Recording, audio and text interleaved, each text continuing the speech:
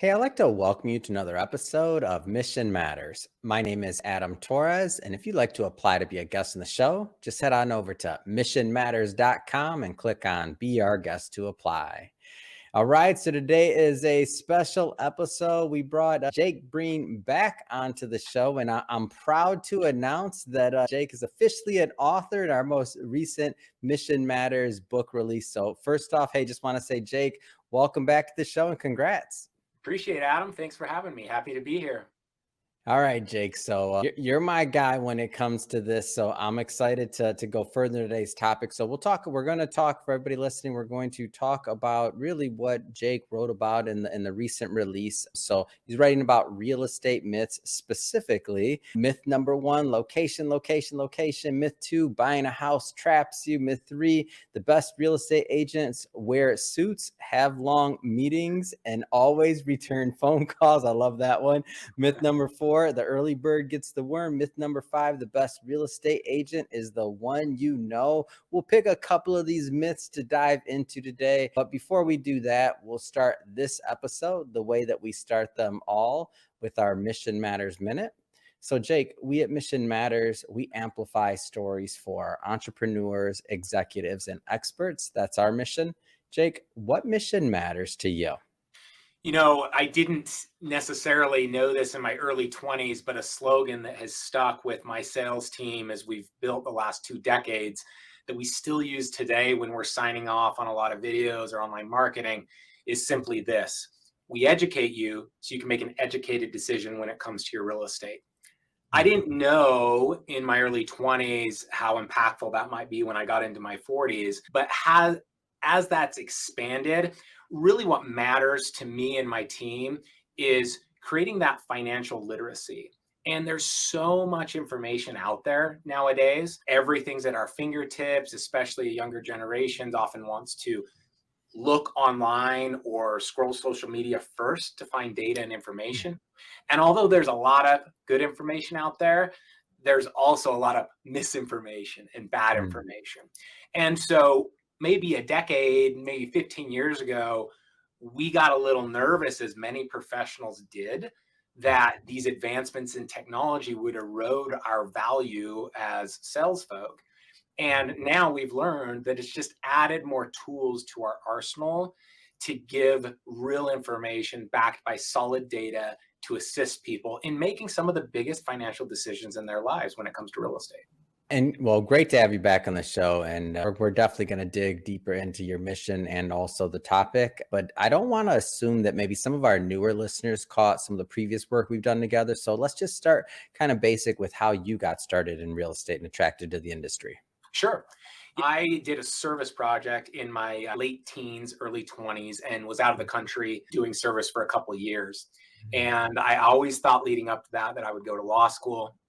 And I came home to Utah, Salt Lake City, Utah, and kind of started seeing the pathway I would take and the entrepreneurial skills I wouldn't be able to use that I was starting to recognize that I had if I just went straight down the law degree.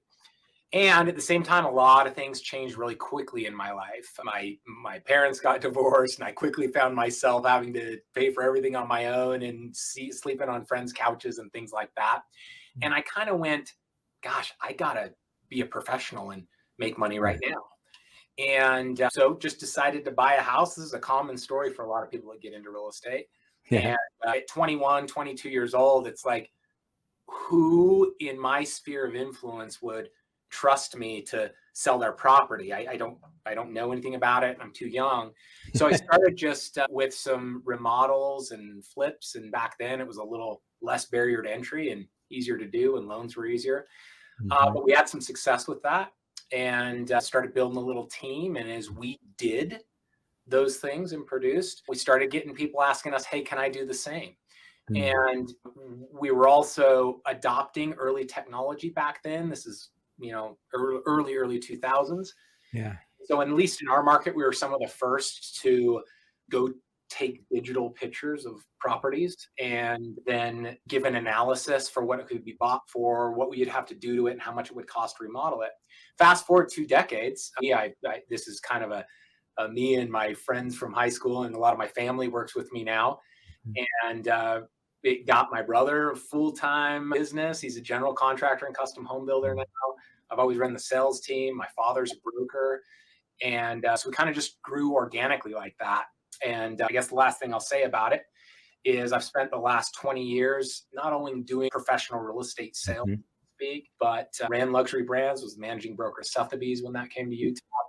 Was the managing broker of the corporate office of Berkshire Hathaway when that brand came to Utah. Yeah. Now own an independent boutique.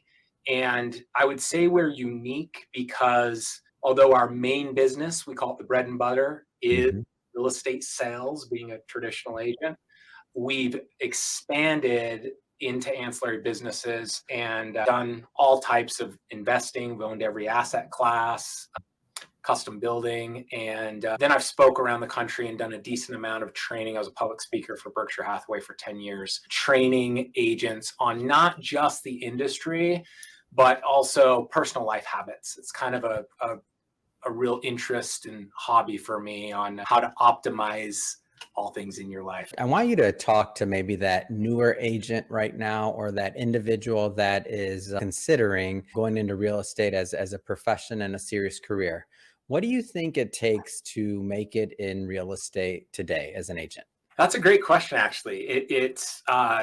We could Google this and there's a lot of like simple, swift answers, right? But I'll be very candid I might be thinking that. And I've got that question a lot. And let me also add before I answer it that I also spent 6 years at a local college here in Salt Lake City, Westminster, after I got a graduate degree, serving with them and creating a program called AMP.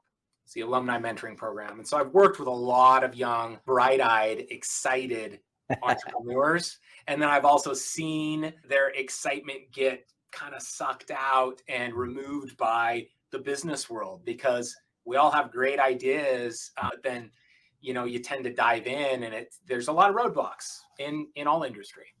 Yeah. So in real estate, if you are going into sales, the first thing I'll ask somebody, and this might be a unique question, but I say, okay, what market are you getting licensed in? Great. Salt Lake City, Utah. What's your history in Salt Lake? You born and raised here? And I'll start going through these series of questions. And what I'm getting at is identifying what type of sphere of influence, that's what we call it in our industry, what type of sphere of influence that person has. In other words, who's your friends, family, who are ultimately going to be your clientele. Yeah. Now, it's okay if you're operating in a market where you hardly know anybody and you just moved there, but you've got to approach the business in a different way. And the second thing I will usually try to get at with people is I'm a firm believer that one size does not fit all. Now, I have competitors that run great sales teams and do really well under a very mechanic system and program. So there are tried and true programs that are, you prospect this much a day, you put on the headset, you read these scripts. We've been the very opposite of that approach for 20 years. And so when I'm talking to somebody new, I want to know what their sphere is, and then I want to know about them. And the older we get and the more we progress in business, the more you learn to who you are and what your strengths are, and you should focus on that. And new salespeople are often willing to say, things like, I'll do whatever it takes, or I'll just dive in and I'll work the off hours. And that's great. Work ethic matters a lot. Reliability and responsibility still matter a lot in the industry. But what can trump that and speed up your track to success is knowing yourself and focusing on when you're going to be most productive and what skill sets you have that can be tailored to service the industry well. And then it's just a lot easier. And then you don't hit burnout. You end up enjoying it, liking what you're doing. Yeah. And one of the things that you said that I love, because I think sometimes, whether it's real estate, financial advisory, like a lot of, let's just say, the professional services industry, where there's some type of sales component involved, there's different methodologies, there's different setups, for lack of better words. I mean, there's different ways to work with your mentors in the industry, and it's not necessarily one size fits all. So, I mean, I've heard many individuals who really thrive in that environment that you mentioned, that's really mechanical, do it it this way, just keep on and Yep. keep on and keep on, and they thrive. Where others, at times, if they maybe entered the industry in that route and it wasn't for them, then they leave the industry because they think like that's the only way it can be done. And then you're a testament to, no, there's a whole nother way to do it as well. And not saying that your way versus another or something else is the right way, but it's more so like anything, like thinking about what's going to be a right fit for you and your goals, right? Yep. Absolutely. Well said. Yeah, let's spend some time in the book. So first Okay. off, Let's do I it. love the approach and kind of the format that you took as the real estate myth buster. I don't know if that's a new acronym or a new new moniker, but what was your kind of thought process going through with some of the topics that you chose, like and wanting to kind of bust these myths, so to speak? Like, what was your thought process in that? Yeah, I like that you're asking why I came up with it that way, Adam. That's actually a good question. And my honest answer is, and I believe other industries are similar, but once you spend so much time in it, it's not like you know it all. And again, Yeah. there's others that have success doing things in real estate that we don't understand or do at all. Mhm. But I have a pretty good depth in the industry and can kind of wrap my arms around a lot of things.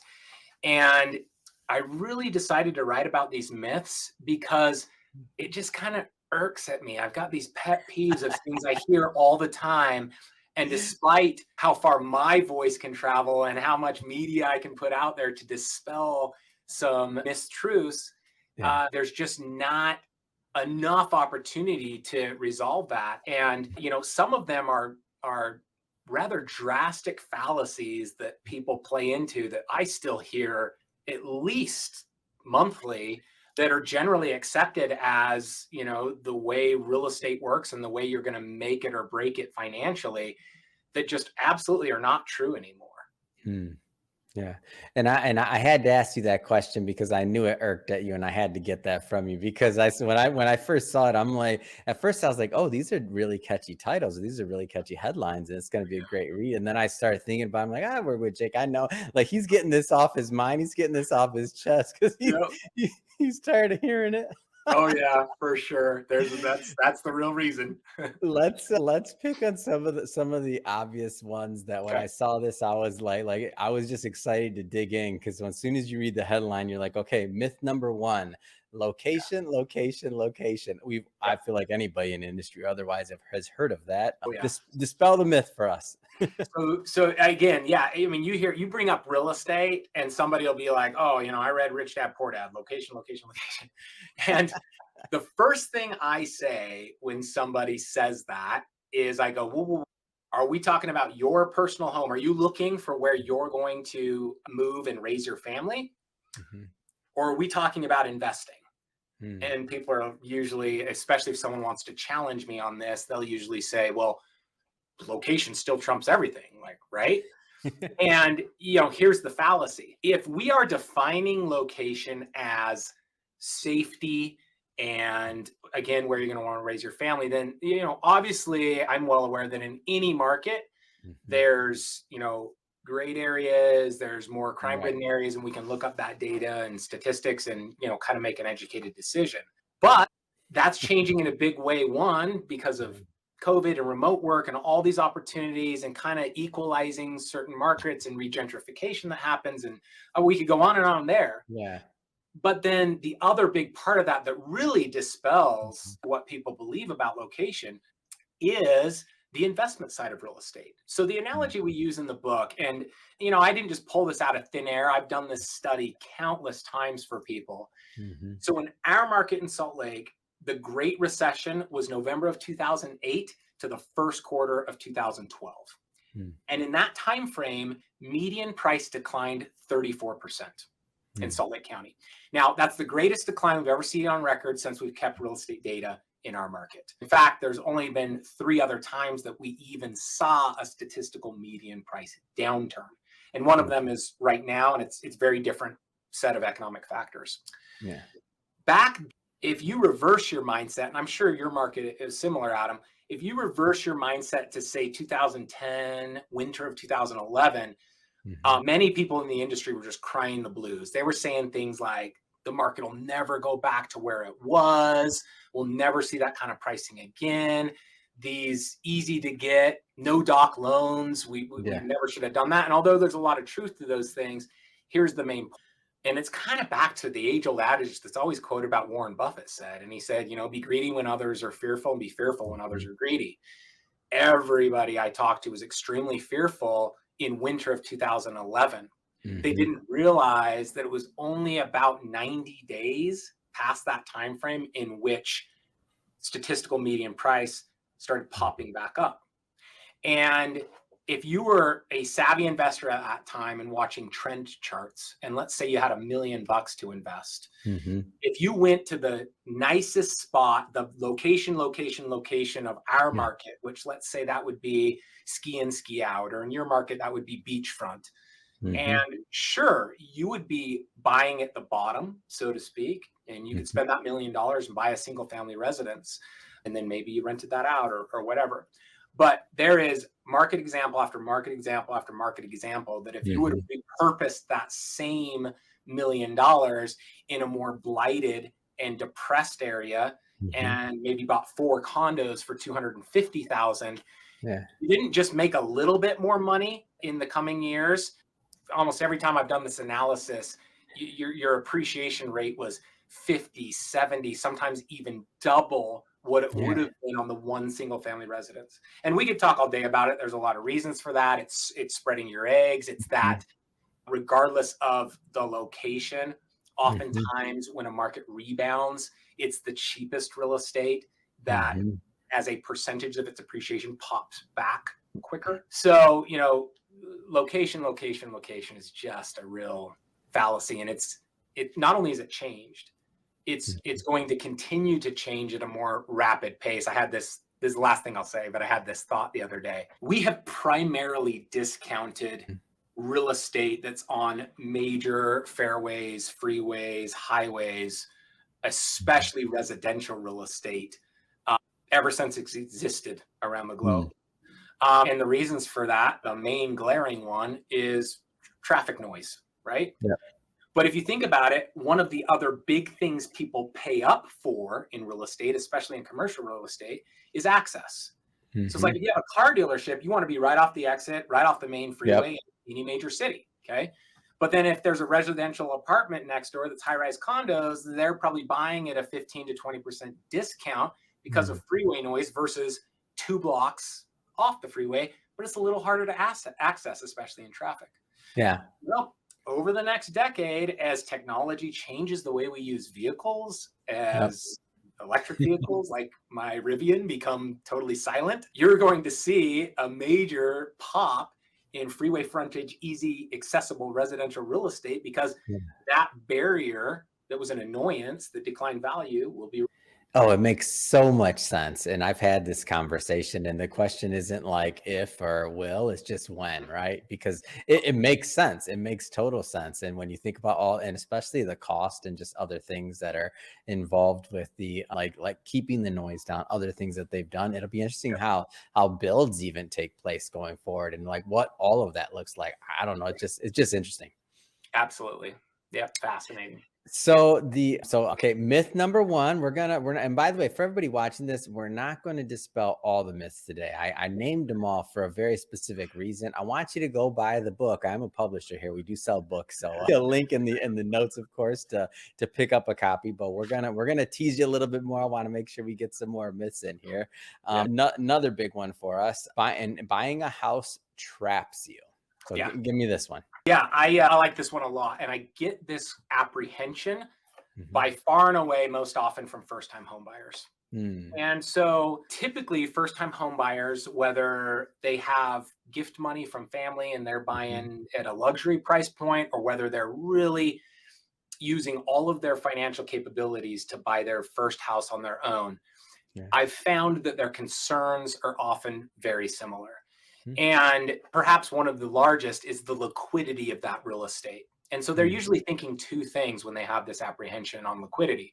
The first thing is they're thinking, well, let's say in my market right now, median price is about $500,000. And in their mind, they're saying, I've never spent $500,000. I mean, the most expensive thing I've ever bought is my vehicle. And this is, 10 times that.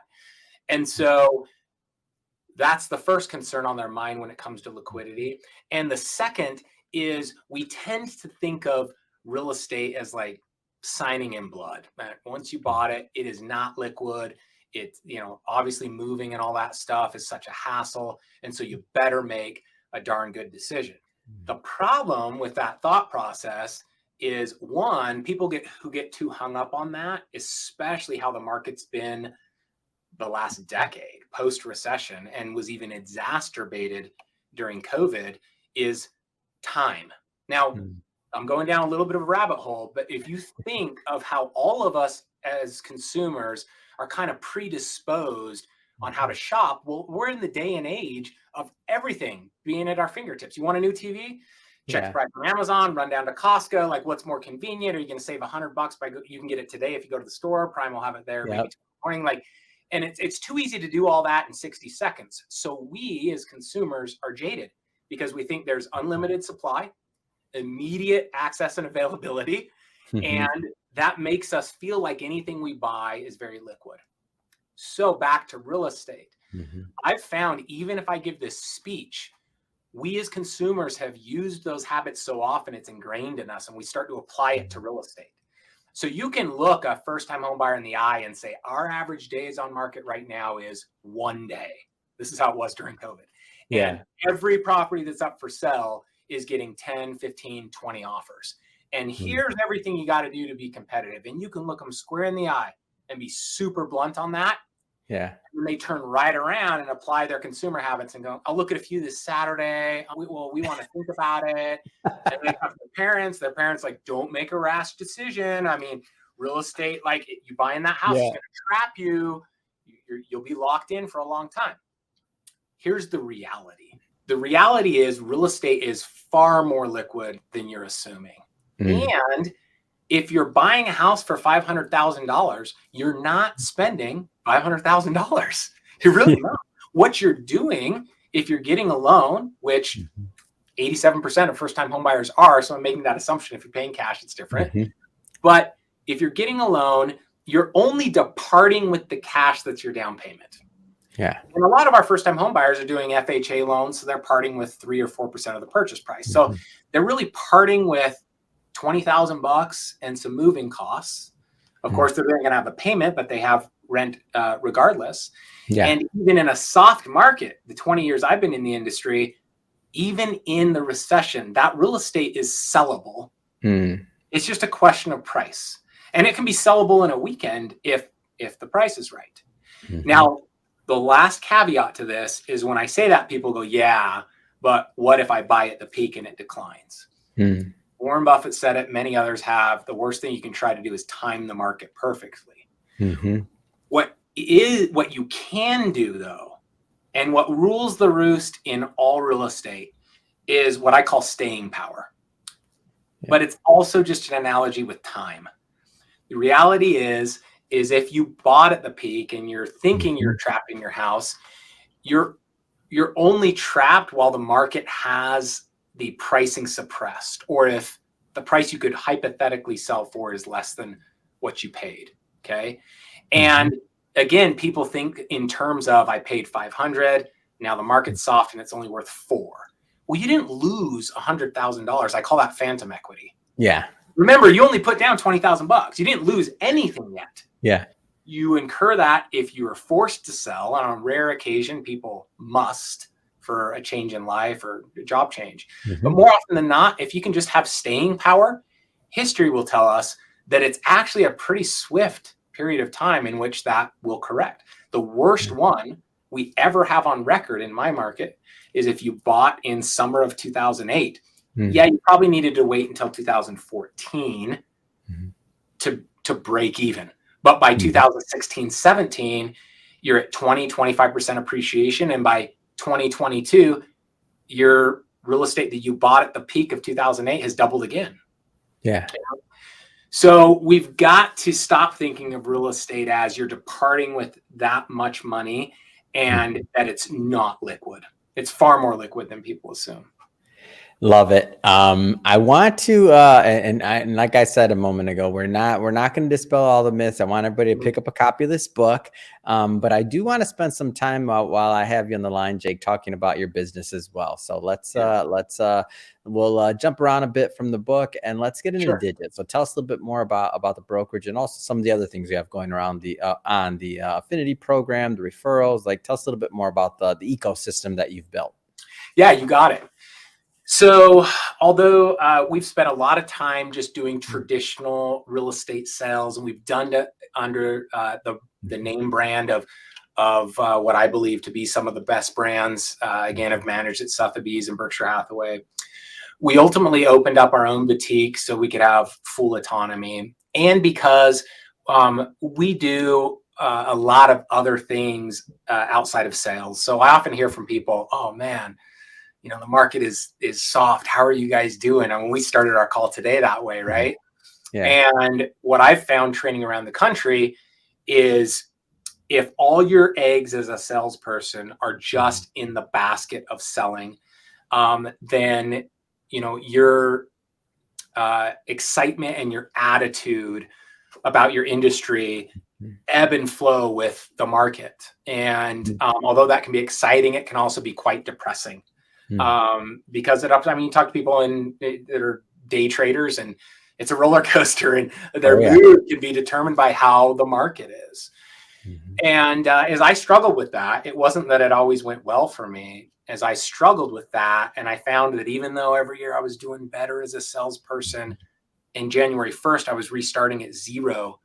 And I know all the effort the prior year took. And it was just, my wife even commented years ago, man, you're always just kind of have the blues in January. So we started branching out. And one of the first ancillary businesses that we started that took off, it's called Dijjit, DIJJIT.com. And the philosophy was simply this. By 2010, 2011, small fries entrepreneurs like me were not going to be successful trying to build out a website for the top search terms in your industry against Google. So you know, I'm not going to win against Zillow for the term, not happening. Right? Yeah. And so we kind of raised that flag and said we give up. But we also noticed there was a lot of niche markets that were not competitive. And my good buddy owned a mortgage company at the time, and we started kind of categorizing professionals. And we said, well, we can definitely speak to doctors, nurses, and dentists. That's a whole umbrella field of people that there are some specialty programs for them as far as financing goes. It is a different kind of lingo. A lot of doctors who will be assigned a new hospital network will have a contractual obligation to live within a certain mileage of hospital networks. So as we started learning those things, we created custom pop-up websites that doctors could go search saying, I'm moving to Salt Lake City. I'm going to be in the IHC network. What neighborhoods would I want to live in as far as a house goes? They're often also people moving to a market that they've never explored or been in. So they're really needing that professional advice. As we did that, we also learned that a lot of mortgage companies that are licensed in multiple states have a much higher conversion rate of people they fill out a loan application for in the state that they physically reside versus the other states they're licensed in but have no physical presence. Now, it took us a good year to figure this out, but what we dialed it down to was it comes down to real estate agents, realtors, because a lender in a different state, and this happens very often nowadays, will pre-qualify a buyer online or just on the phone. There's no need for a consumer to go into a loan officer's office anymore. There hasn't been for a decade. But that pre-qualification was often disrupted when a local realtor physically got in front of the customer and said, oh, don't use that mortgage broker. I've got a person, because agents are very networked with brokers. Yeah. So we combined doctors, nurses, and dentists philosophy with mortgage companies and created Dijjit. And simply put, all Dijjit did is go through every state in the United States and get good, reputable, responsive realtors. We have a 7 touch point algorithm that ranks them. and got pretty much every county in the US with at least 1 or 2 good responsive agents. By the way, these are often not the agents you Google, because if you go to do that, if you Google Salt Lake City, you probably end up with me, but I've got a full team. And to be really honest with you, you're probably not going to get me on the phone. Yeah. You know? So we've found good, responsive, tech savvy, still hungry producers. And we went to mortgage companies and said, look, let us attach our software to whatever CRM you use. So to get technical, we just do an API plugin. And that way, when a loan officer is filling out an application for a customer, they can ask the Dijjit questions, which is, have you signed a buyer broker with a realtor? And if the loan officer asks that, all they have to do is click yes or no. And then a pop-up window comes up in their CRM and says, great. In Salt Lake City, Utah, we've got Jake Breen. He's ranked a 95 out of 100 in their algorithm, and he'll be very responsive. Do you want me to refer him? There's different scripts that go around. Yeah. As we started doing that, the very first year with one mortgage company in beta, we closed 38 doctors and physicians around the country. Wow. And what an amazing achievement. Yeah. So it really, it really took off. And so we've branched into applying that same philosophy to many other businesses, because a lot of other businesses work similarly. So now one of our large clients is a property management company in Salt Lake City, Utah, because their main business, the way they generate revenue, is managing properties. But then they're also a kind of a first touch point to a lot of investors or renters that want to stop renting and buy. And typically what happens in the industry is a realtor sniffs that out and gets a good relationship with the property manager, and they kind of refer business back and forth. Well, we at Dijjit can take that process and digitize it. Yeah. We can make it automated for the property manager. We can start marketing to all of their renters and prepping them educationally for their future purchase. And then we can legally route back a referral fee to the property manager for sending us the client. And so we can show them how that's zero liability on their part, but they can actually benefit financially from real estate commissions once people exit their property they're managing. So our philosophy at Dijjit is just to make that B2B, business to business referral situation smooth for everybody. And this is another one of my pet peeves, Adam, and I won't dispel the secret, but it's kind of built into one of the other myths. I have a pet peeve with a lot of the training that goes down for sales folk in almost any industry. And it's like, I know there's cool softwares and all this, but at the end of the day, what we've reduced the value of a salesperson to is solicitation. Like you dive into any CRM and it's like, here's a better way to solicit this client. Well, in real estate, if you're a buyer, buyers have gotten pretty savvy. They know if they put their information in Zillow, they're going to get hounded. And they may or may not know this, but that information is being sold time and time again to like the bottom of the barrel, and your cell phone's just getting lit up. And we've never done that. And that style just drives me bonkers. So the philosophy at Dijjit is not to refer the doctor and then hound the heck out of them via phone call, text, and email until they tell them to stop. The philosophy is this, and truly, I don't know of any other software that's doing this around the country, but our philosophy is timing. Yeah. So when you bring a horse to the trough, okay, if you think about the life of a real estate transaction, someone could start looking on a Saturday and be buying on Monday. And another consumer could be looking and it takes 2 years. Okay. Yeah. We don't know when, but if they put their information in online, they're hounded for a year or a day, like in that time. Yeah. At Dijjit, our philosophy is we will intersect you when you are the horse walking to the trough to get the water. In other words, when you're making actionable steps, actually buy, in other words, you're filling out a loan application with a loan officer. At that moment, we want to refer you to a good realtor because it's on your mind. You're taking actionable steps, and it's not going to be weird if we connect with you at that moment, and you likely have real questions surrounding your purchase at that moment. Other than that, we're going to be pretty hands off. Yeah. Jake, how do you, first off, it's a brilliant model, and the timing part is just so like crucial in what you said, especially if, in theory, maybe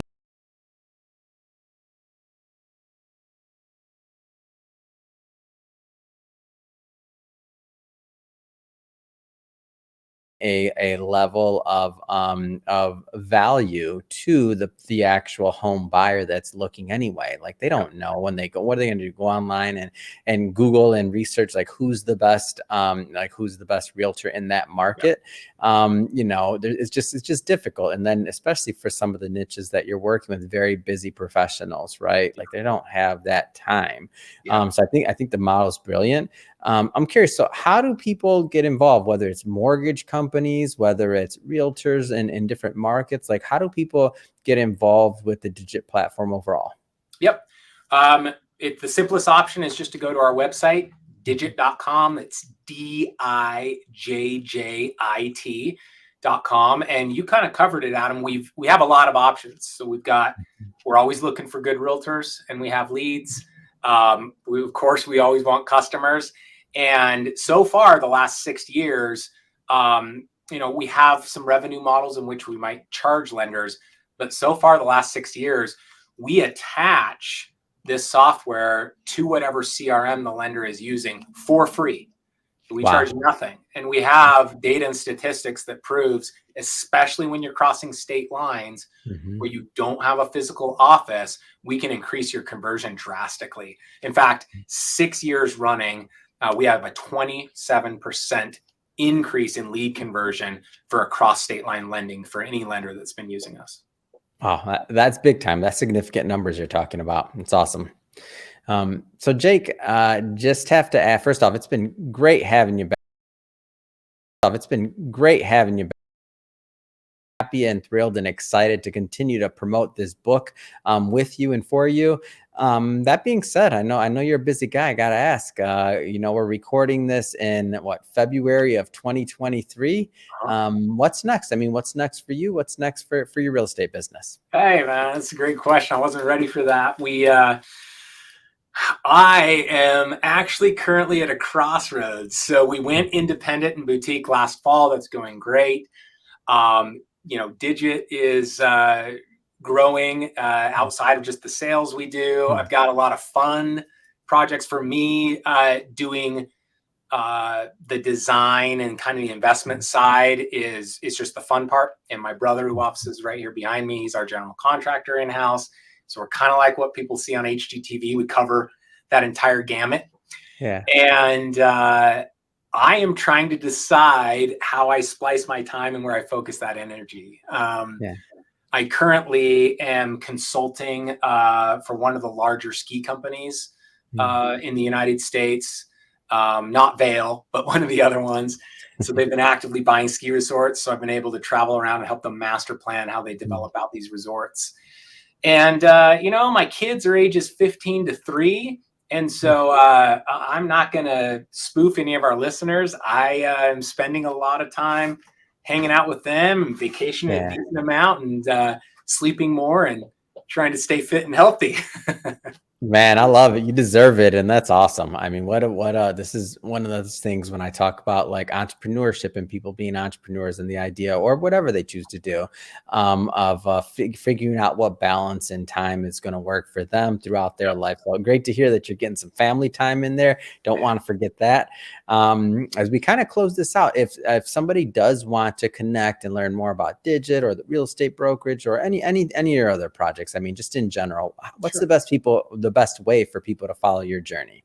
I'll just give my personal email. I'm happy I still respond to my own emails. I've got an assistant that watches it, but any generalized question. And if it's specific to Utah and real estate investing, I'm not only an expert there, we've got a lot of current material we can just send people.